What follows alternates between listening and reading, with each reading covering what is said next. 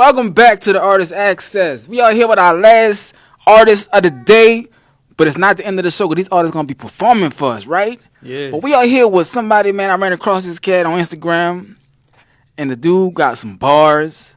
The dude be all out of state performing. You know what I'm talking about? We got with us none other than Poster. Hey, what's the business, man? Hey, what's happening, brother? AKA, he the one, AKA the boy, 91 baby, but y'all can just call me Poster, man. We keep it short. Hey, man, I'm glad you could be here today with us, bro. I appreciate you having me, man. This Blackberry is something else. Hey, I'm trying to it's tell you, something else. Bro. Hey, she talking about getting our own wine. If you're going to get our own wine, it got to be better than this, because this shit here, it is the shit. You know what man, I'm supporting it. I'm supporting it. Whatever it is, I'm supporting. Yeah. Funny story, man. I got an uncle in New Orleans, and ever since I was a little bitty boy, he always had this wine at the functions, right? Okay. And I never tried it, right? Mm-hmm. When I was a teenager, we would go to the ice chest and grab the beers, drinking beers, right? But I always saw that bottle in the cooler too. Never tried it. Fast forward, I moved out here, and I went to visit home.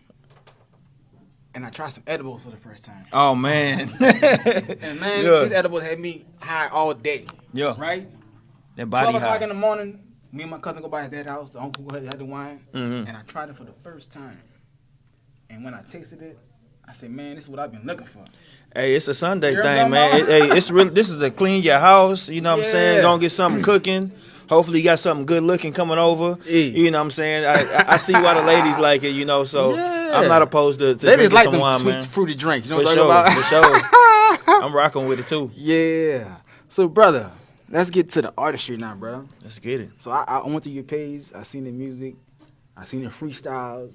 I seen all of the good stuff, right? I love that part. Hey, bro. So look, I want you to take us back, bro. Like, how long you been doing this rap thing, man?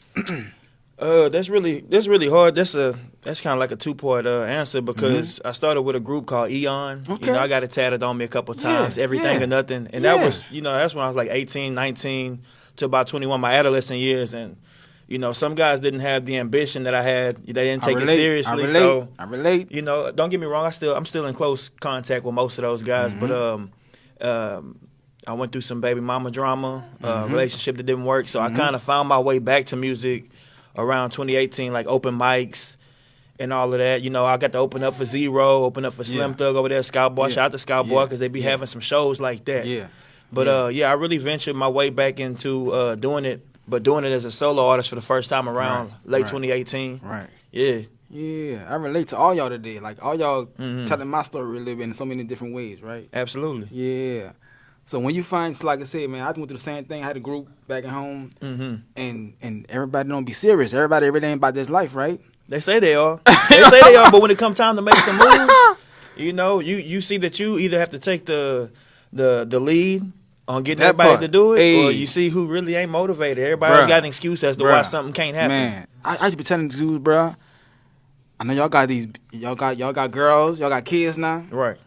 but if y'all really want this, we got to put this time in to make this really happen, right? Yeah. I'm trying to organize. I was always getting on niggas' asses about putting this shit, making it serious. But when it comes to, bro, if you really ain't about this life, you're gonna just fall off, right? Absolutely. So one day I looked around, and I was just by myself, right? And I just kept doing my thing by myself. You know what I'm saying? I ain't look back. You feel me? That's the way. That's kind of how it happened for me. Like again, when I was with a group. And this is back when this is before laptop days. Like before everybody had a MacBook. This is when you had to have that Windows with that heavy ass monitor. The heavy hard drive and all that shit.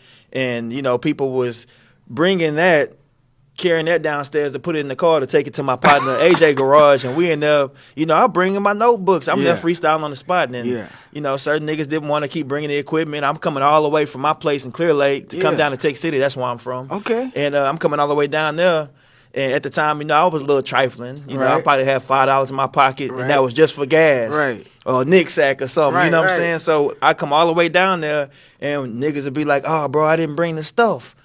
I'm like, man, I came all the way down here, and I thought we was about to record, vibe, and then, you know what I'm saying, do our thing and hang out and all that. And I just, you know, that almost resulted in a couple of fist fights because they didn't like that maybe they thought that's the only reason why I wanted to hang out. But nah, these are people that I went to high school with. Like the brotherhood was much deeper than that. But I really told them, hey, I'm an artist, bro, and y'all, we doing it and doing these shows and all this, and it seemed like y'all really ain't that invested, because I really seen the vision, but I guess that maybe I didn't have as big as a voice as I had now, because there was, it was a hierarchy thing. Certain guys didn't want to listen to other guys. Everybody thought they had the best idea. So I'm glad to break out as a solo artist and to really put my touch on my direction. So yeah. Yeah. So do you have any projects out, like albums and whatnot? Oh, absolutely. On all platforms. I got my latest one's called 91 Baby. Okay. Born in 1991. Okay. And it has well, you're a youngster out in these streets. I'm about to be 34. I'm not quite young, you know what I'm saying? I'm holding on to my youth, though. I'm drinking my water and working out. I can still get in with these YNs, you know what I'm talking about? But yeah, for sure. But my first project, which really gave me my artist name, give me my alias, it was called Poster Child. And Poster Child just meaning the definition of, and it just had various tracks on there. It didn't necessarily have, it wasn't like a compilation album. It didn't really have a direction or anything. But I said, man, I gotta get a project out there. So I got it out there, and it's something. I was listening to some Jay-Z, and then it had the word the Poster Child was in one of his bars. I was like, man, that'd be dope. So I was just going by my name, Chet B. My government name. And they started saying, let me get Poster Child to the stage. Then I found out they had another dude named Poster Child. And I was like, we'll drop the child off there. We'll just run with Poster. And then, man, it sticks. It's stuck. Yeah. Absolutely. But I'm on all platforms, Tidal, Amazon, Spotify, iTunes. All my sounds on, you can use them on Snapchat, Instagram Reels, TikTok. I got banned from TikTok. I guess I deleted it, and whatever they doing in this country. But my music, I got a few projects out and I have a few singles out as well. Yeah. So how did you connect with POP Night?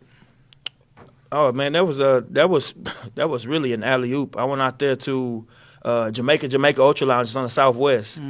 And Fatima, she was hosting that, and then I had a friend of mine that plugged me in with her because he heard my music, and he don't even like rap music. He was like, man, bro, I got to plug you in with somebody. So I came out there, and they were hosting an open mic night at Jamaica Ultra Lounge on the Southwest, and I went out there, and just from me doing that, I went out there one deep. I didn't have people couldn't come last minute, so I went out there one deep, did my thing, and then I met Kanisha. And then I found out that she had a pop night, and then I went to the first one. And from there on, like she seen my direction, she seen the way that how I take my music seriously, and how thorough it is. So she really just she wanted to put me on more and more events, and as soon enough she just became my manager. But she's the one that's really been getting us onto these out of state shows, all these platforms, and while our name's being saturated in Houston. So for sure. So all your out of state shows, is that going through her, or that's on your own just network? Oh no, she's been the one that's been plugging it together. Like she's in real close connects with Sam Pugh. Chosen One TV. Shout out to them. Benny Pugh. He has the It's Your Time conference coming up. That's in May. I'm gonna be out there in Charlotte, North Carolina. But my manager, man, shout out to KLP Consulting Group, that's man. Your manager too? She really it's hard to find somebody to trust and somebody that's as serious as you are, and to know that they are a real person too. So I gotta thank her for real.